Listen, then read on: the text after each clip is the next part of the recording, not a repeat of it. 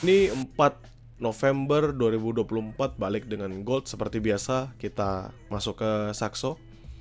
Di Saxo kita ngomongin di daily kita perhatikan pembentukan yang terjadi.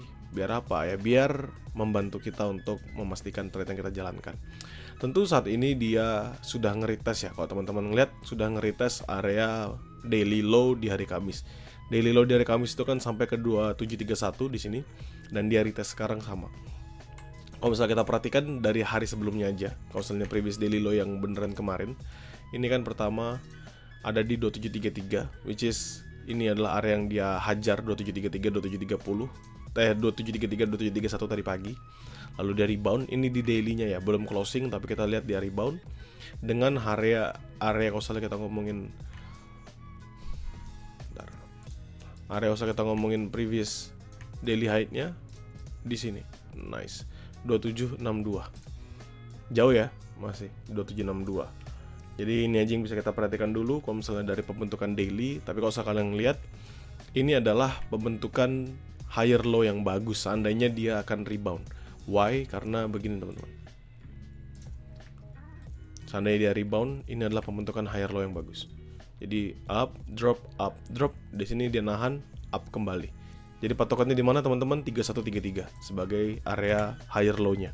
3133 di breakout, maka next candlestick akan bearish-nya kemana? Jauh, bisa ke 2700, kembali ke 2700. Turunnya 400-an pips, it's possible, yes.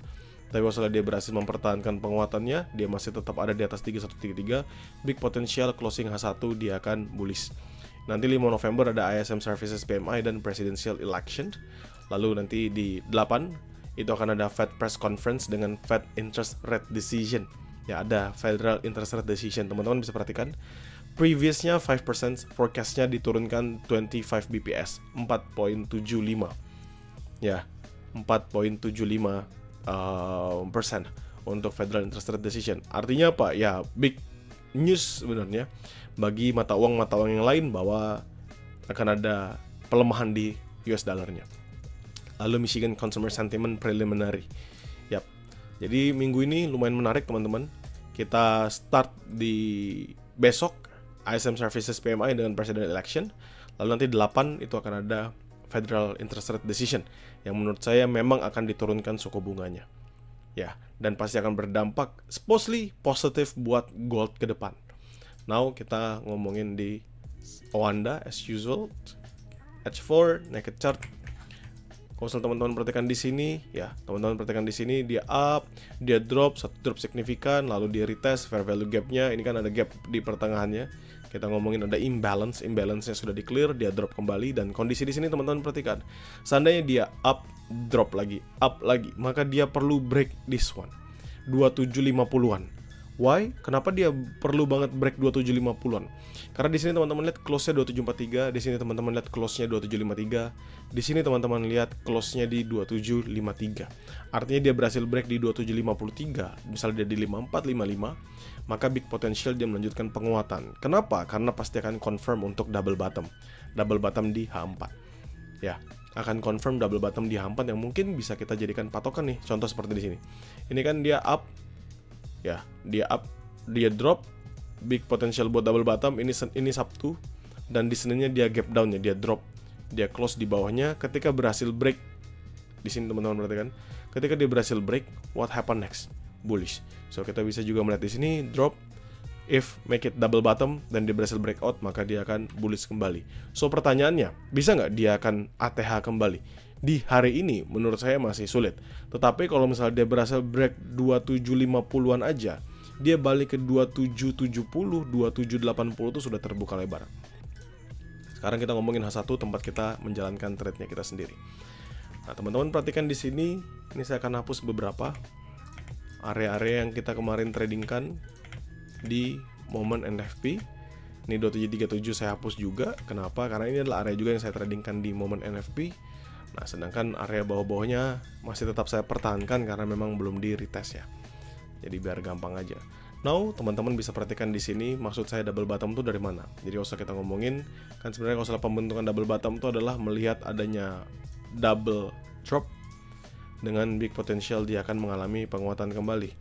Di sini double drop, Di sini berarti kita berharap dia ada double drop lagi. Jadi up, up. Nah, dia hajar di 2755 bullish, maka next targetnya ke 6368, means ini adalah gap yang kebentuk ya di hari Kamis kemarin jam 7 untuk melanjutkan ke 90-an ke atas. Jadi masih panjang perjalanannya dari gold, seandainya dia perlu ke all time high lagi, tapi sudah nampak jelas. Nah, kalau setelah kita ubah menjadi line chart, nah teman-teman akan melihat pembentukan yang lebih signifikan. Ini saya ambil dari garis yang paling atas saja. Ini saya pakai price biar teman-teman bisa kelihatan. 2756. Ya, 2756 ini area paling atasnya. Dengan kalau kita ambil body sini adalah 2755. Ini kan 2756 dan 2755 ya. Saya paskan. 54 sih sebenarnya, 549. Tapi kita paskan 55. Jadi 2756 dan 2754 ini adalah dua area paling atas sejauh ini. Kalau kita menghilangkan volatility ini ya. Kita ngilangin nggak ada nih yang volatility pembentukan dari tailnya. Kita hanya ngambil dari line chartnya aja, itu 56 dan 54.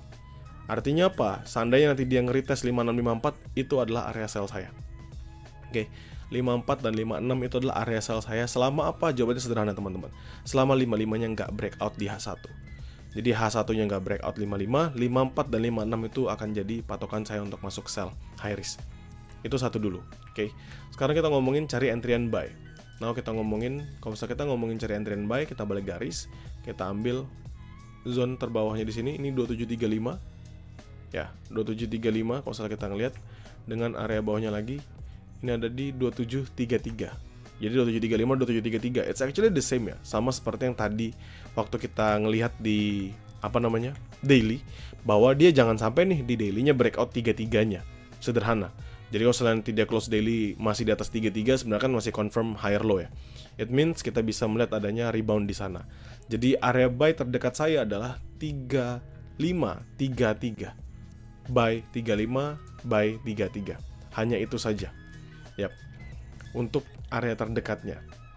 Walaupun kalau misalnya kita perhatikan di sini, untuk mencapai titik sana kan dia harus drop kira-kira 80-an pips lah. Ya, dia harus drop kira-kira 70 sampai 80-an pips. Jadi kalau misalnya kita perhatikan ya tinggal menunggu aja sih untuk momentumnya. Jadi saat ini karena market juga lagi lambat, tentu market akan lambat. Kenapa? Karena semuanya masih akan wait and see pada momen pemilihan presiden.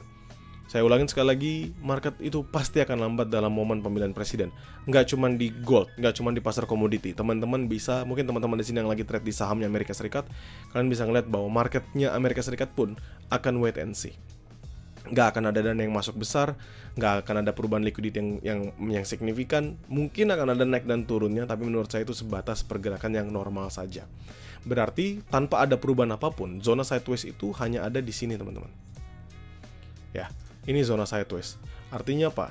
Tanpa ada breakout, dia hanya akan drop, up, drop, up, drop, up, drop, up. Hanya akan ada di sini. Tanpa ada perubahan momentum apapun. Ya kalau misalnya dia berhasil break, dia akan bullish, dia drop ke bawah, dia bearish kencang. Kayak gitu aja kan. Tapi tanpa ada perubahan apapun, dia hanya akan up and down di sini-sini saja. Berarti kalau misalnya kita ngomongin zone sideways-nya, ini ada di 2756. Area teratas dengan area terbawahnya ada di 2733. Maksudnya apa? Maksudnya kalau misalnya kalian harus entry bolak-balik buy sell, itu cuman ada dalam dua zona ini aja. Ya. Bentar. Nah, hanya ada dalam dua zona ini aja. Jadi balik 2756, dia nggak berhasil breakout 2756, teman-teman buy lagi di 2733. Nanti saya lagi buy lagi, buy lagi. Hanya bolak-balik aja di atas hal-hal tersebut. Tetapi seandainya dia berhasil break, misalnya dia berhasil break, satu dia pasti akan confirm kan. Teman-teman perhatikan di sini dia break, means dia confirm untuk yang namanya double bottom. Ya, drop up, confirm double bottom, nextnya target ke 68, 70 ke 90. Kalau misalnya dia confirm double bottom. Namun seandainya dia masih confirm sideways, maka teman-teman perhatikan, seandainya dia up lagi di sini, dia drop lagi di sini, maka yang terbentuk apa? Double top. Di sini topnya ketemu, ya kan? Ini top, sekali lagi dia breakout 33, maka confirm double topnya untuk melanjutkan penurunan. So it's totally the same teman-teman, mau itu naik ke atas, mau itu turun ke bawah. Market hari Senin ini mungkin nggak akan bawa kalian kemanapun, mungkin akan ada pergerakan yang signifikan, tapi menurut saya masih sebatas volatility, that's fine. Namun menurut saya yang paling terbaik adalah market pasti akan wait and see dulu sampai presidential election besok. President election besok jalan, Federal Interest Rate Decision yang akan menentukan pergerakan dari market. Dan menurut saya it's gonna be a huge week for us. Jadi semoga bisa dimanfaatkan dengan baik juga. Ya, sekarang saya akan ngomongin area-area yang jauh. Tentu 68, 63 ini adalah zone yang kemarin Jumat teman-teman bisa tonton video saya ke belakang yang sudah saya bahas. 68, 63 ini kan zone-nya lumayan lebar teman-teman, hampir terpaut 50-60an pips. Kenapa saya besarkan seperti itu? Tentu karena kalau misalnya saya tarik menggunakan Fibonacci retracement sampai bawah, itu ada di zona 618. 2768 itu di zona atasnya, sedangkan bawahnya di 2761. Itu pun juga sama dengan tarikan fair value gap. Artinya ini dua zone yang bisa dimanfaatkan dan sudah saya pecah. Jadi sell-nya di 6365 selama 63 nggak breakout, lalu 6668 selama 68 nya nggak breakout. Itu adalah dua sell high risk yang saya patok. Selanjutnya adalah di 90, ini medium risk-nya. Ya, mungkin di pertengahan-pertengahan ini ada lagi momentum sell, tapi menurut saya seandainya dia berhasil break aja 6863, ini sudah bullish, momentum yang bagus di hari ini. Ya, sedangkan untuk buy akan ada di mana lagi selain di 3335 untuk buy high risk-nya. Tentu sebenarnya 3129 ini bisa dimanfaatkan. Jadi mungkin saya akan masuk buy sekali lagi seandainya nanti dia kasih 3129 dan 1517. Jadi ini ada 2220, saya lewatin aja, saya bahasnya 1517. 1517 ini akan jadi area buy saya juga seandainya nanti dia nge-retest ke area tersebut. Ya, 1517 di sini. Ini adalah order block yang beberapa kali mempertahankan, dia tidak berhasil break. Menurut saya seandainya kita ngeliat di daily, most probably dia makan liquidity di 1715 untuk rebound ke atas 30-an. So let's see what will happen. Menurut saya ini adalah cara yang terbaik bisa kita manfaatkan. Ya, dan ingat teman-teman, selama dia nggak berhasil breakout sideways ini, ya hanya sideways saja. Dan ini kalau saya ngelihat, ini kan Sabtu, ini Senin, Selasa. Nah ini kalau saya lepas di newsnya kan di sini jam 12, ya kan? Berarti Selasa di sini nih, di pertengahan atas ini nih. Di sini baru kita bisa ngeliat apakah ada perubahan yang terjadi. Either ya dia sudah ada di bawah sini atau either dia di atas sini. Let's see what will happen. Ya. So, kalau misalnya saya bisa rangkum, sideways, zona sideways 56 sampai 33. Jadi entryan tadi teman-teman tahu sell 5654 selama 55 nya nggak breakout, 3335 selama si 33 nya nggak di breakout. It's actually the same lah. Kalian bisa perkecil kembali 3432 selama 33 nya nggak di breakout, it's totally the same. Terus habis itu 6863 ini dipecah jadi 2, 6365 lalu 6668 selama 63 yang nggak di breakout ataupun selama 68 yang nggak di breakout, depends on the situation. Lalu untuk area bawahnya, ini saya ngomong 3129 ini opsional, bisa saya masuk, bisa enggak. Kenapa? Karena bisa aja nanti dia break 33, tapi dalam H1 dia break juga terus sampai ke 25. Ngapain saya harus makan 3129? So opsional, mungkin saya akan share di group count. Tapi lanjut di medium risk-nya itu ada di 17, nih 2717, 2715. Ya, baru nanti 0402. Jauh ya, 1715 sama 0402. Seandainya ini semua berhasil di break dengan signifikan, ya tentu downtrend sudah muncul di XAU USD. Kenapa? Karena kalau secara teman-teman lihat nanti di H4 itu pembentukan sudah mau head and shoulders.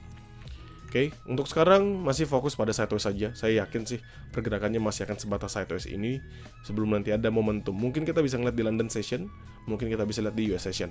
But unfortunately saat ini nggak ada perubahan yang cukup signifikan di market. Semoga membantu untuk teman-teman grow count, nothing to be worried about, karena saya pasti akan selalu share map kingannya di dalam grup. Bye-bye.